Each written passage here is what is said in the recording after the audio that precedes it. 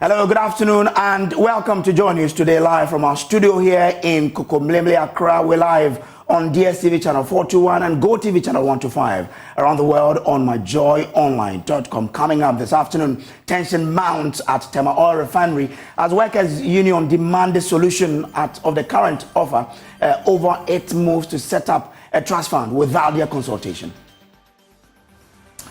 Now, President Kufu warns democracy is regressing in Africa and calls on world leaders and organizations to fight the rise of military takeovers in Africa.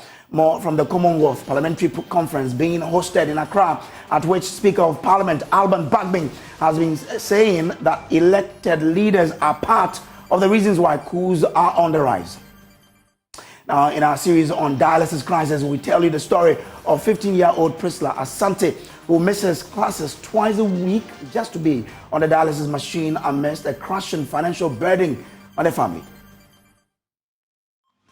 In sports, hundreds of football fans protest against Ghana Football Association leadership, calling on the government of Ghana, FIFA, and CAF to rescue the football governing body.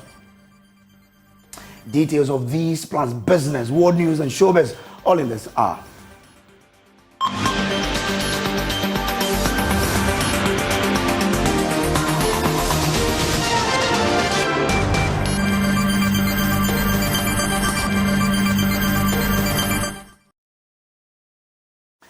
There is tension at the Tema Oil Refinery as the General Transport, Petroleum and Chemical Workers Union demand the immediate dissolution of the board of directors due to incompetence and alleged corrupt deals.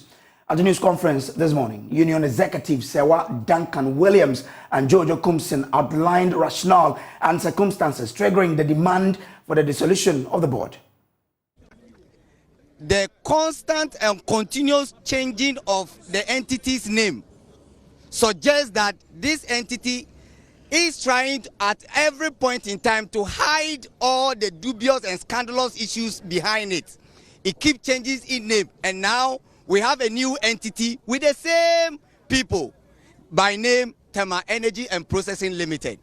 Now, what even strikes all the workers here is that behind the blind side, or at the blind side of all workers, they have induced some Unicorn executive and their cause to form TOR Workers Charity Trust, and then they have given them 15% of the shares, 20% of the shares of Tema Energy and Processing Limited.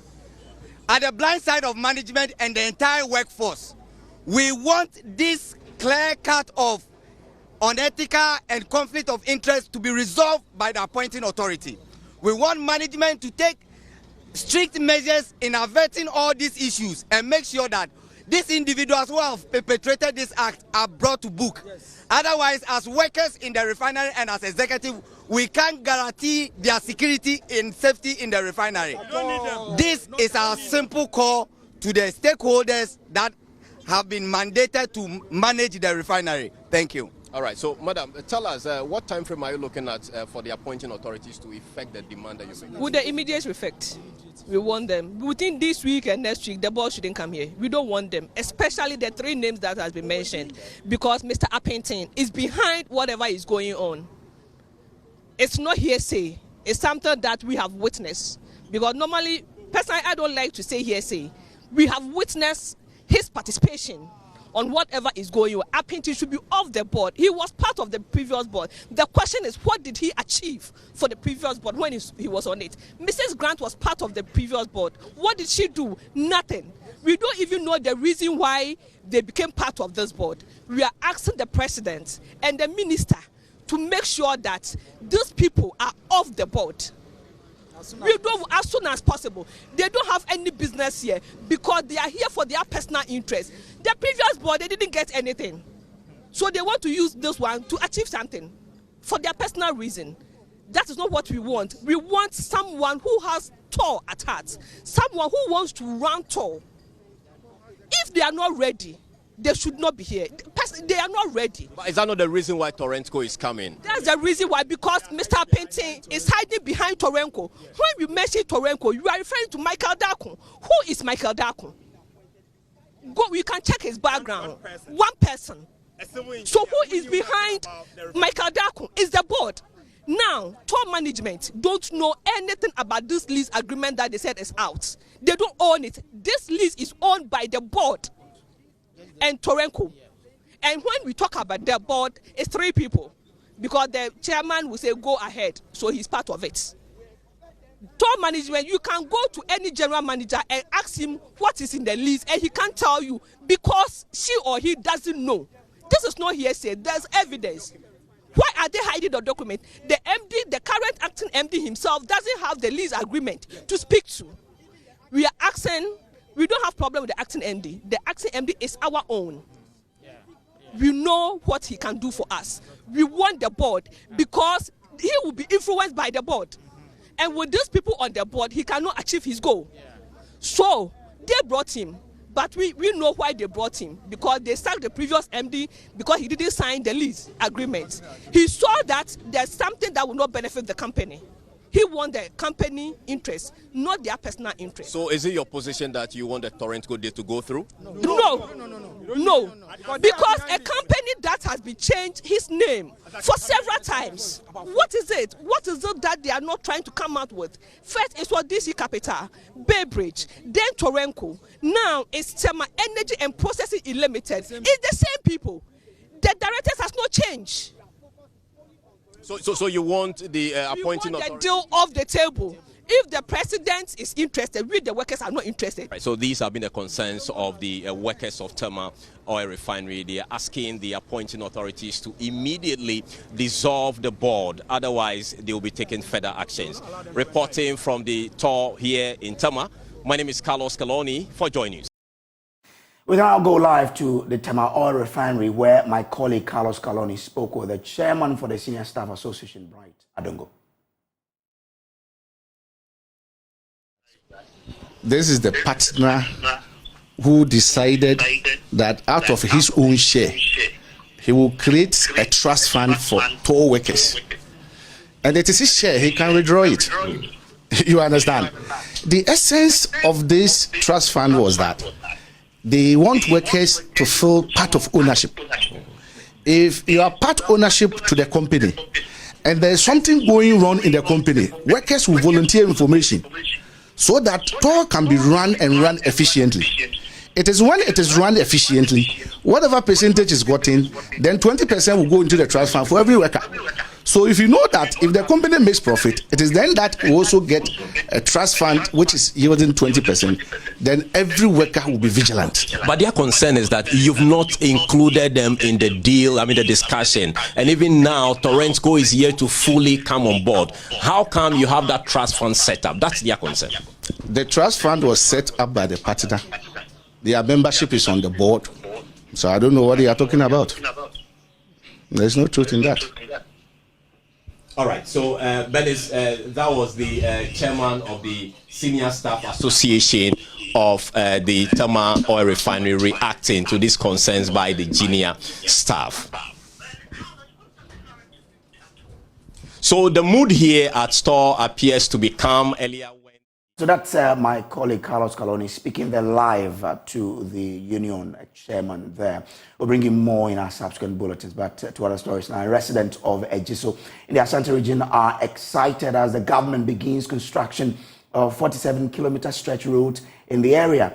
The project, spearheaded by the Member of Parliament for the area, Dr. John Ampotiakuma, will see poor road networks in about 15 communities tarred and asphalted. Residents of beneficiary communities say their lives are being improved positively. Ohim Interior has more in this report.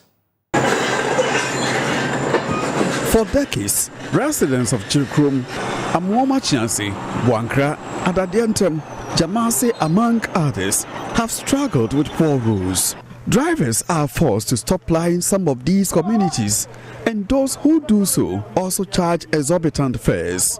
But through the innovation of the Member of Parliament for Ejiso, Dr. John Ampotiakuma, construction works on both link and town roads, covering 47 kilometers, have begun. For Assemblyman for Amwoma Chiansi Daniel Owusu, the struggle of pregnant women accessing vehicles, especially at night, could soon be over. The Chirikrom Amwoma Chiansi Abrem Road is spent for asphalting. So being one, need me finding corniches and a quano, and yet you say a book or book and Sunday to me the natural quota or next town or so. And Sunday to Mako. Paso Basu de Bibi, Sebio, or Hyena, Juma, be a Juma by more Naya Jumo Krum. I am my mammy did go Krumina, a boy be brief. For years, commercial drivers resorted to offloading passengers at the Adadientem junction because of poor road network. Francesca Atta is among residents of Adadientem who have had to trek home for over 5 kilometers because commercial drivers refuse to enter the town in protest over bad roads. I'm feeling but you see junction soon in Antiaco because Cabia Quani into Moon. They say an half in here, Yankopaya Doma, and paying for who are mobile Muguswa or Moya Mayanti, and I pass it. Or Moya because since you talk rana, a bridge and that one, it to me a break here into me. Cabia quantity is a one auntie, no change, you know. Oh, GDS say, we are can't meet me about the Entem crew, my farm. Oh, yes, of course. Baba fire if you say, or trot off on or crying phenomenon. So Good Engineering and Construction Limited are contractors working on the project. Chief Executive Prince Asari says the firm, which is setting up an asphalt plant, is in good position to complete 25-kilometer stretch by the end of 2023. Our target is to complete most of the 47-kilometer stretch. Some places have 4 kilometers, some places have 3. So the places that we have started is about 25 kilometers. So hopefully by the end of this year, we should see the ceiling works on those 25-kilometer stretch. From Ejeso for Joy News, Oimenteria reporting.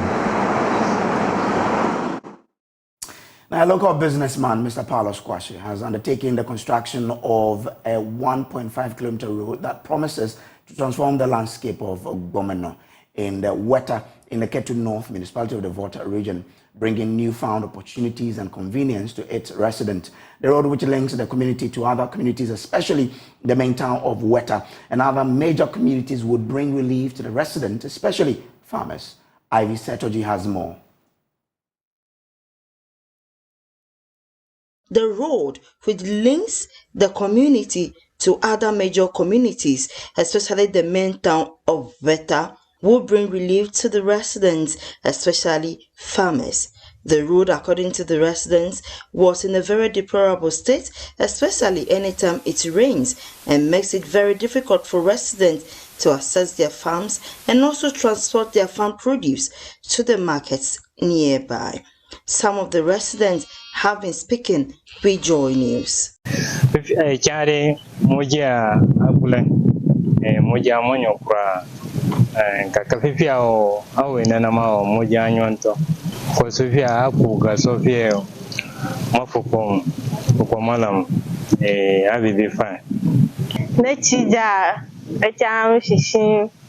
Ko mate aforo hokboga rofazo dubavai akbena Paulo Squashi.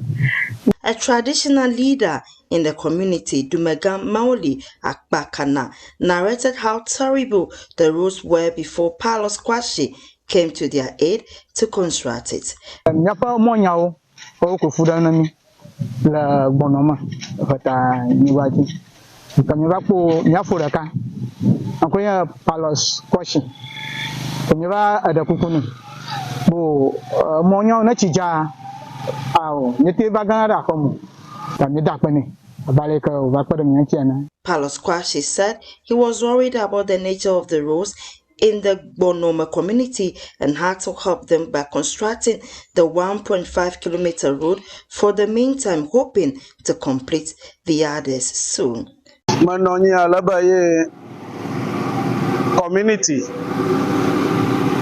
the Kacho Vata Bonoma Gara Kala Fuma Jeshin Enya MPP to Tabe Sanan Konya Bomo na mo Makbanara Monchi Koyo Vabo Namatawa Koyo for mo Makbara Yonchia Atanda Yoji Ta Nyamakpo Favifafa Emavamapo Moma Nyokola or Makbo Bono. Palos Kwashi said it was necessary for businessmen and women to help their communities instead of waiting for government to do everything. The way I always do it, if somebody too can be that free heart to do it, yes, everybody can do it. It's not about money, it's not about you are rich, no. The little that you have, you can still do something for the community. And now I just learned that the community leader was saying he need street light, other roads, yes. But I just promised him at least I'll be giving him some street lights. So if somebody too can offer himself to do things of that nature, yes, we won't be suffering. The engineer at the site, Epiphany Kluche, hopes the roads bring the needed relief to the people. Construction work like this during rainy season is very expensive. No, it's making the work difficult for us because the rain this time around, I mean, it's an exceptional one. But we are managing. It has prolonged the days we have estimated for the work. And it goes with cost. We have gone very far. I think with an additional 1 more week, we think that, I mean, we will be done with it. Ivy Satoji for Joy News. Bonome Veta. Now let's delve into our Dialysis Crisis series. Now we're telling the story of a harrowing tale that unfolds not only in hospital wards, but in the very core families torn apart. It's a story that paints the agonizing choice families of patients make between witnessing their loved ones slip away or embarking on a desperate quest for money to keep them on the dialysis machine. Richard Kwajonya shares the narrative of 15-year-old Priscilla Asante, who misses classes twice a week just to be on the dialysis machine amidst a crushing financial burden that threatens to tear apart the fragile thread of the family's existence. The humming sound of medical equipment here at the renal unit of the Cape Coast Teaching Hospital welcoming patients.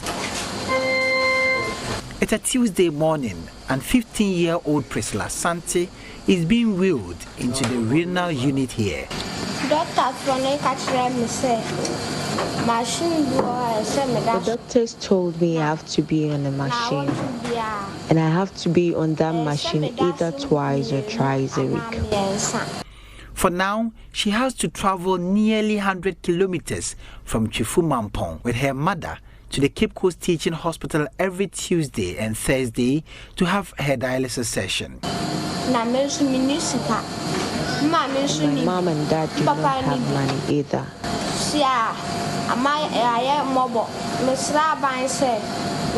We have become miserable. I am appealing to the government to help me live through this. Otherwise, I may die.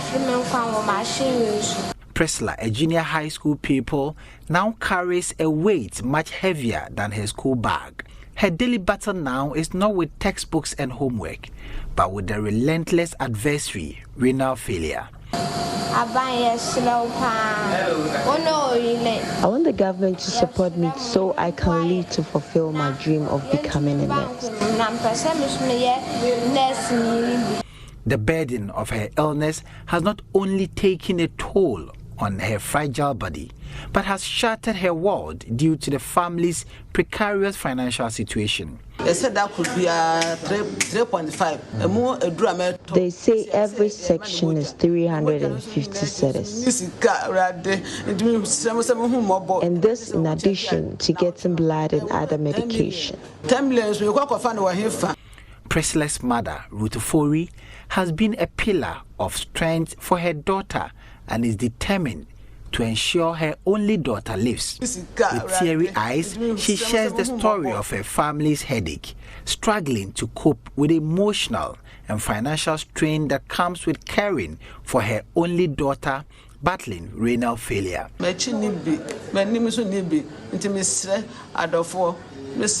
the doctors, if I keep on missing this section, I may lose my daughter. And I need the help of the government.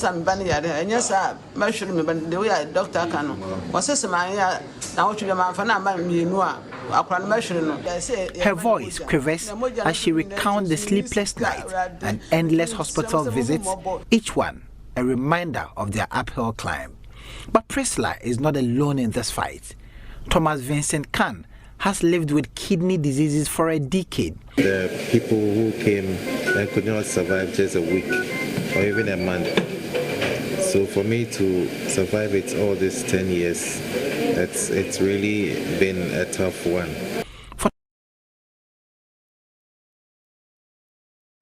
Meanwhile, as the National Health Insurance Authority hints of its decision to consider adding dialysis treatment to the NHIS country representative of the World Health Organization, Dr. Francis Chisaka Kasolo, says the expansion of the National Health Insurance Scheme to encompass the treatment of renal diseases is key to averting these deaths. His plea follows a public outcry triggered by a significant rise in the cost of dialysis treatment at the renal unit of the Kolebu Teaching Hospital. Dr. Kasolo stressed the urgent need for increased investment in the health insurance scheme to provide the much-needed financial relief to impoverished individuals who struggle to afford essential treatment for renal diseases. As WHO, we work with the government, and we're working, for example, with also the National Health Insurance Scheme to ensure that sufficient revenues are collected to mitigate what we call out-of-pocket expenditure. And for us, as long as we have a strong health insurance system which collects revenue, and that revenue is channeled into mitigating the cost of care, we see no reason why we should really be having increasing out-of-pocket allowance, because the health insurance should cushion the poor, and that's why the health insurance, for instance, is there.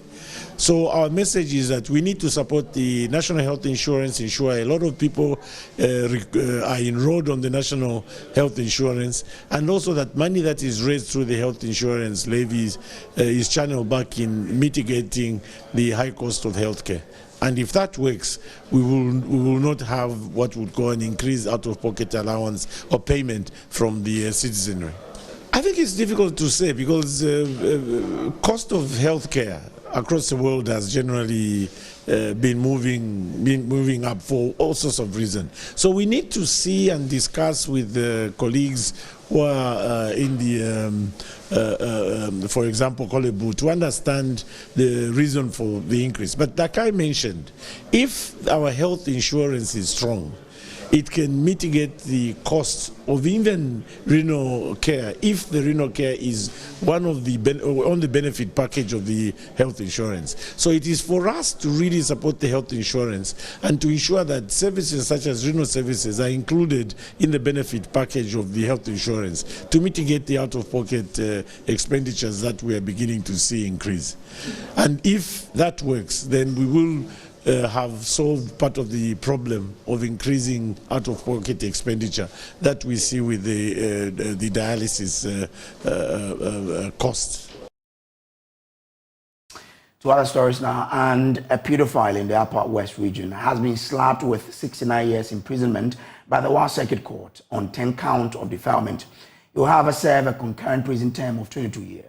The popular wedding master of ceremony, Rashid Ahmed Anata, throughout the 3-week trial maintained his innocence of having carnal knowledge of the 7 girls. JoyNews' Upper West regional correspondent, Rafiq Salam, was in court and our reports. There have never been weighing in the interest of the public regarding the case of the disgraced 35-year-old wedding MC, Rashid Ahmed, better known by admirers as Anata. He was accused of having carnal knowledge of 10 minors and charged 10 counts of defilement laced in 4 dockets. He has strenuously denied all charges against him. As usual of him, Anata arrived at the Wa Circuit Court wearing his ritual Egyptian traditional orange strip garment. He stood motionless with his hands strapped at his back while the presiding judge, Jonathan Abugu, read out the 70-minute judgment. The first docket involved 3 minors and contains 6 counts of defilement.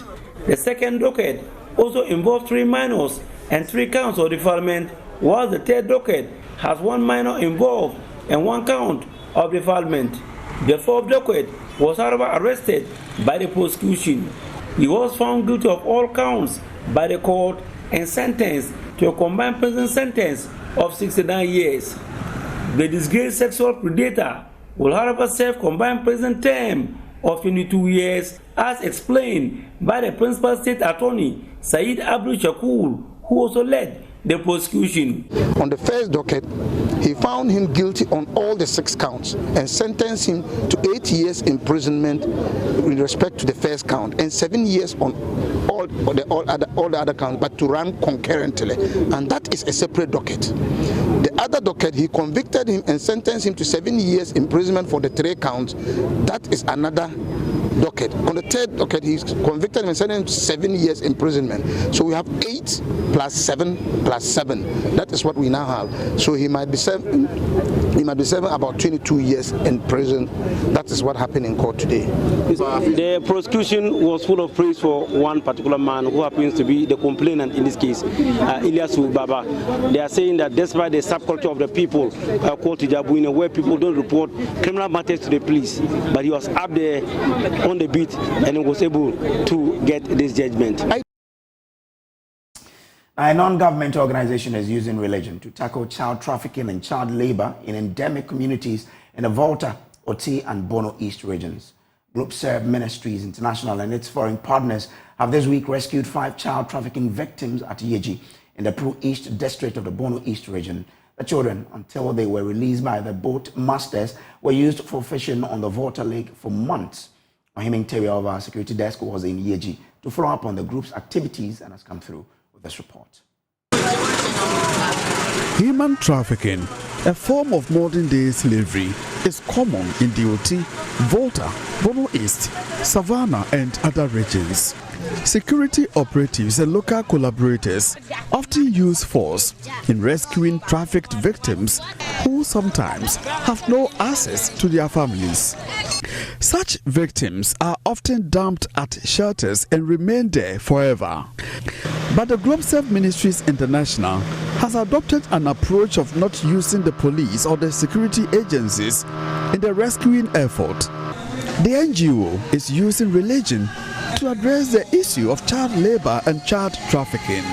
Stakeholders, including boat masters who own trafficked children, traditional authorities, among others, are invited to dialogue. We are not here to arrest anybody. No, we are here to have a dialogue with you. Dubbed the Gospel of Justice, the meeting saw tens of boat owners, farmers, and traditional authorities converge in the Pro East town of Yeji. General Overseer of Globe Serve Ministries International, Reverend Samuel Kofi Dunya, first addressed the meeting. We, as a Globe Serve, decided not to approach this by coming at pointing fingers at people, but we want to come and walk alongside them, bring all the stakeholders together. Let's talk about child labor. Let's talk about child trafficking. How can we eradicate this? How can we stop it? We elected our government officials and put them there. They alone cannot handle the issue of child labor and child trafficking. But we, the church, I believe we are better positioned to make sure that people's lives are transformed for the better and that they know how to live well for their family, for their community, and thereby affecting our nation. Reverend Dunya is happy at the gains following a decision by boat masters to release 5 trafficked children. This issue has been going on over the years. Our approach has been to arrest people, put them behind bars, and what happens? They stay in the bars, what happened to their children, what happened to their wives? Eventually they will come out. When they come out, what do? They become more hardened and they want to continue again to continue on this perpetration. It is not only by arresting people, but we believe that coming at it holistically, helping them to understand what is going on, and thereby with the understanding, with the knowledge, backed by the power of the gospel, we believe that we can have a holistic approach. The group's approach has received commendation, especially from traditional authorities. Nana Kwame and Jimmy Non Kokwan Anan represented the Cherepo Mahine. Yumadia, Omedebema communities, as well for no, Yamesianka, or my idea be because a Yabutai Bakuno Mobile, send a beya, a eliminate poverty, and the child labor, Puma trafficking, a ye Nina day, a film. The rescued children will be reunited with their families From Yeji in the Bono East region for Joy News, Ohime Interior reporting. Now, President Kufu says democracy is on the decline in Africa and in particular the West African sub-region. This part of the world has witnessed an increase in number of coup d'etats, the latest being in Niger, where ECOWAS is contemplating a military action. Speaking at the opening ceremony of the Commonwealth Parliamentary Conference here in Accra, President Kufu warned that if all do not rise against the development, more of such coups will happen, but insisted that Ghana will not go on such a path. Parliamentary Affairs correspondent Kweku Asante joins us with details. Kweku, but interestingly, the Speaker of Parliament who spoke before the President believes democratically elected leaders are themselves part of the reasons why coups have become so prevalent. Tell us more. Yes, Brace. In fact, if you look at the President's comments, the President believes that it is time for parliamentarians all across the Commonwealth to rise against the coup d'etat that we've witnessed in recent times. The Niger one in particular, he was really livid about the situation and has been calling on the world to join them speak against the detention of President Bazoum in Niger. And so his position is that we need a concerted effort to fight the continuous and persistent military takeovers in the sub-region. The Speaker, however, has a different perspective on this whole matter. He believes that democratically elected persons sometimes try to, as it were, stifle the rights of their citizens. They try to change the constitution. They try to do a lot of things that will benefit themselves only and not the general populace. And that is what invites coup d'etat. He was at pains to stress that his comment is not a justification of coup d'etat, but to say that persons who find themselves elected to public office must ensure that they deliver on the goods of democracy. They deliver for their people to see. And if they do not do that, then they invite the military and other such persons to take over and force them out of power. And so the President and the Speaker clearly speaking across the forces at each other, but all of them stressing the need to work to eliminate the phenomenon of coups in the sub-region. And what has been the reaction by the participants of this conference? Well, it generated some quite of consensus and some debate when the opening ceremony ended. Some MPs and some delegates from other countries that I had an interaction with all clearly agreed that a continent must work together to deliver the democratic dividend to its people. There are those participants who have expressed real optimism that in the coming days, Africa will get to the point where some of these coup d'etats will be a thing of the past. While there are those who believe that, given the prevalence of coup d'etat and how ECOWAS, UN, AU are unable to deal with it, more military persons in the continent will be boldened to really take the guns to take power. And that is their concern. Their fear is that if this phenomenon is not nipped in the bud immediately, it will come to a point, it will become so prevalent that even established democracies like Ghana will be at risk. Are they then backing the attempt by ECOWAS to probably, take a military action against a country like Niger? Well, so we've been getting a lot of diplomatic responses. There are a number of people who tell you that that is something that their country government would have to decide. No one wants to go ahead of their country. And so if you speak to, say, a Speaker of Parliament from Nigeria, he does not want to commit the country because he believes that at some point in time, the country will now have to decide, or this matter is something that will come up before Parliament in their country for them to decide whether or not their country must go to war in Niger or any other country. So it's really the diplomatic responses that we've been getting. But here in Ghana, a number of the governing party MPs really believe that it is time to support ECOWAS, to take whatever decisive steps that can really deal with the phenomenon of coups on the continent. Okay, all right. Grateful to you, Kweku Asante, for joining us. This is still JoyNews Today. We'll take a break. We'll be back with business. Mark, let's do some business news now. And business leadership expert Professor Enoch Opokwentry is calling for some regulation to ensure goods and services are priced appropriately for customers to get value for money in their purchases. According to him, the country's free market concept has been to the disadvantage of customers who want to acquire an item, especially in the food sector. Speaking at this year's EB Connect series in Accra, Professor Entry stressed on the need for food vendors to be regulated accordingly. The September EB Connect series by the Enterprise Bureau was under the theme Meeting Business Demands Through Strategic Partnerships and Collaboration. This is in line with the objective to support small businesses in many ways to attract partnerships and expand. Giving the keynote speech, lecturer and leadership expert Professor Enoch Opoku-Entwi advised Ghanaian SMEs not to take advantage of the unregulated business environment to have smart customers. He called on government to enact some form of regulation to ensure fair pricing. I think that the government should have a regulation. If you go to any mall and you buy, the prices are set on that. You buy, you are paying taxes. Those on the roadside are not paying taxes. Even that, they are not being honest to the customer. Why? If they are selling, olonka of Gary, they have mangled the olonka in such a way that it's not up to the olonka. If anything that people are selling, if it is tomatoes, they have some grass under the basket, and then they put their little tomatoes. So they pour it quick, as if you think that is the whole basket was full of tomatoes, but no, half is grass. So why do we do this? And the government should regulate that, because the average customer is being cheated. Managing partner at First Code Management Services, King Joseph, highlighted the importance of such seminars to the business community. A lot seems to be happening in the space. However, there are still some gaps that need to be filled. And then I think most of the attention and focus is going towards financing and financial support to startups and entrepreneurs. But we notice over time people need a lot more than that. They need direction, they need focus, and then they need their hands to be held along the path. And so we put together events like this, and we definitely get people who come on board, and they have experiences to share, they have some knowledge to pass on, and then they have lessons to learn as well. So it's always exciting to get resource persons, to get experts, and to get other leaders to come and then look at how they can help people navigate the challenges that they face in the business environment. The Enterprise Bureau Connect series is a monthly activity aimed at supporting the growth of the SME sector.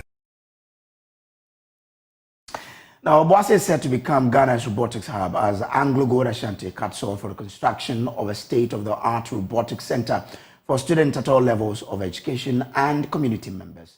The facility will serve as a hub for innovation and technological growth, providing students in the mine's catchment area with resources and opportunities to enhance their scope in artificial intelligence with focus on robotics. There's more in this report. The facility, which will be the first of its kind in any public second cycle institution, is located at the Obuasi Senior High Technical School. The project, expected to be completed in April 2024, would complement the government's drive to whip up interest in STEM education. Through the establishment, Anglo Gold Ashanti is seeking to nurture the next generation of individuals proficient in the use of modern technology to contribute to socio-economic development of the communities.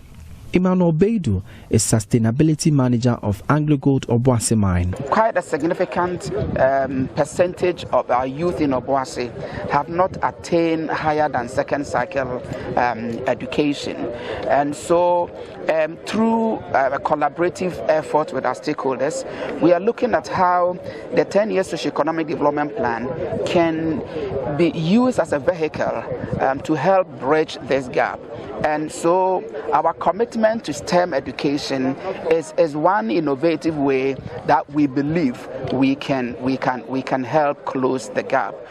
In particular, if the youth have hands-on practical experience, establishing this center of excellence here would definitely help, spur the students, on for them to continue to take up innovative and creative projects.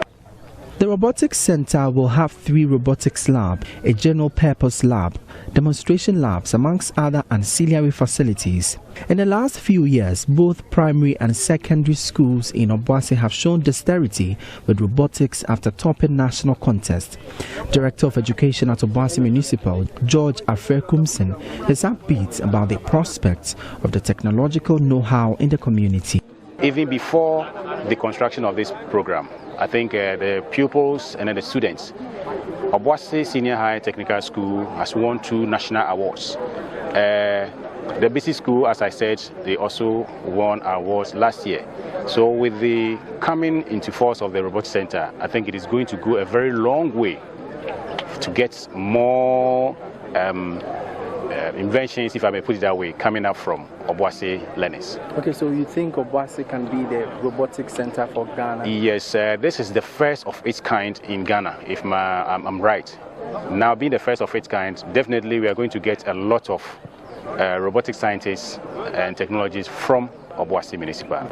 The Robotics Center, costing 8 million Ghana cedis, is an initiative under the mining company's 10-year socio-economic development plan. For Joy News, my name is Emmanuel Bright Kweku. And you're still here on the Joy News Today. We'll take a break here. We'll be back with sports. Do stay.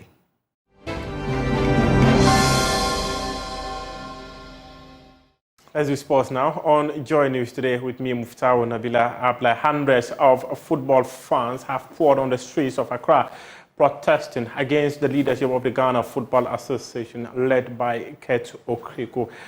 Some of the placards that were shown were the fact that GFA, they believe, has become Dreams FC and annexed, and that everyone who is involved in football right now is coming from the quarters of a club where Kate Okriku served as executive chairman of that club. And also, there were also placards suggesting that FIFA and CAF must speak and act now as they want Ghana football to be rescued. Even recently, a FIFA council member was in the country, but he's gone back to his country. That is Amadio Pinnick. He came trying to see if he could resolve the current impasse between Kate Okriku and Mr. George Efruye, but unfortunately, the conversation did not get the results he was seeking for, and he had to go back to his country. These were the protesters at the Ministry of Youth and Sports when they got there just a couple of minutes ago to present their petition to the minister, Mustafa Hussein, who received the petition and promised the protesters that his office would work on the issues they've raised regarding Ghana football. Meanwhile, the Ghana Football Association and its members are currently in Tamale getting ready for the elections, which is expected to happen on Thursday. About 124 delegates are expected to vote for Kate Okriku, who is vying for the position of president of the football governing body unopposed.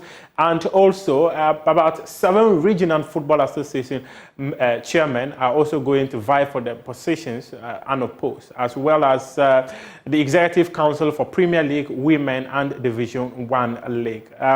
The key message that they want to send out is that Ghana football must be rescued because under the leadership of Kate Okriku, it has become an institution that belongs to one man, where about 20 members linked with his family and Dreams FC are currently holding various positions within Ghana football. And they want FIFA, the government of Ghana, and the Confederation of African Football to rescue the country's football.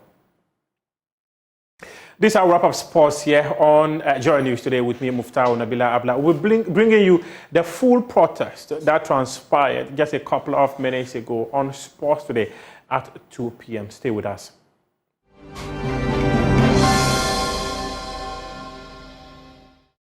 You're welcome to it. It's Showbiz here on Joy News Today. And getting straight into what is happening, well, Rocky Downey is telling all musicians, especially Ghanaian musicians, that they should rather focus on their lyrical content and songs affecting global issues, just other than just it trending. Well, he had a conversation with Dorian Aviu after the lyrics of his songs was quoted on the ground of UN General Assembly by Mayor Motley, who happens to be the Prime Minister of Barbados. Well, this is what Rocky Downey said in that conversation with Dorian Aviu.